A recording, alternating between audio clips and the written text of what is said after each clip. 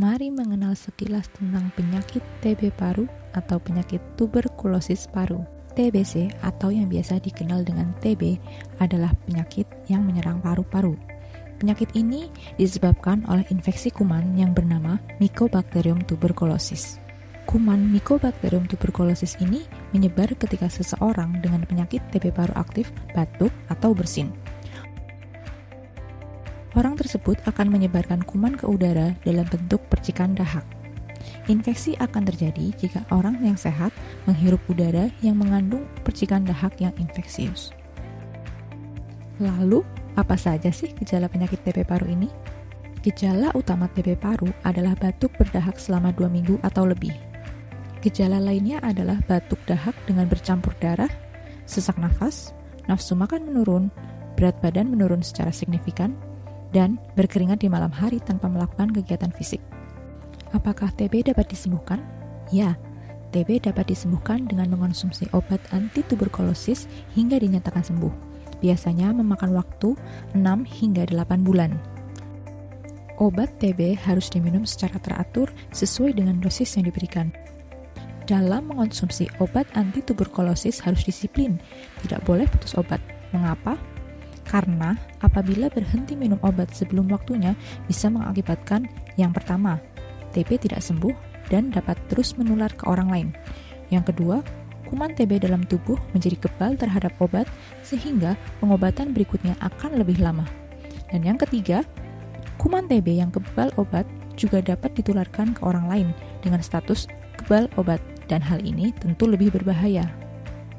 Untuk menentukan apakah Anda terserang TB, perlu dilakukan pemeriksaan diagnosa dengan TCM atau tes cepat molekuler.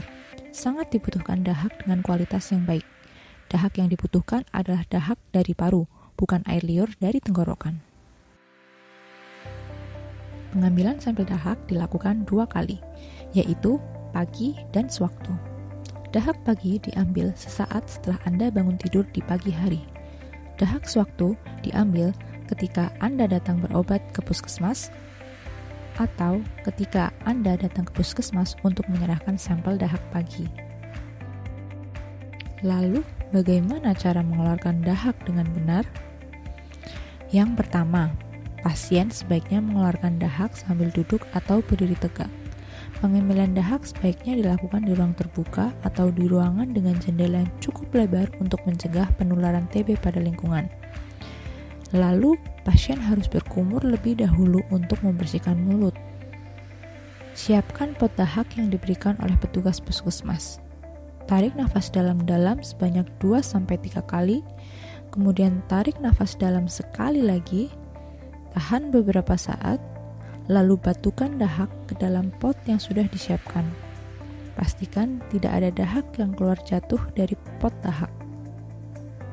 Pastikan jumlahnya cukup banyak, minimal 1 sendok makan. Dahak yang baik adalah dahak yang kental, berwarna kuning, kuning kehijauan, atau kuning kecoklatan. Jika bening dan encer, maka itu adalah air liur, bukan dahak.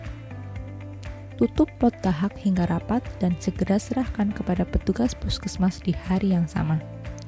Lalu, jangan lupa cucilah tangan Anda dengan sabun dan air mengalir.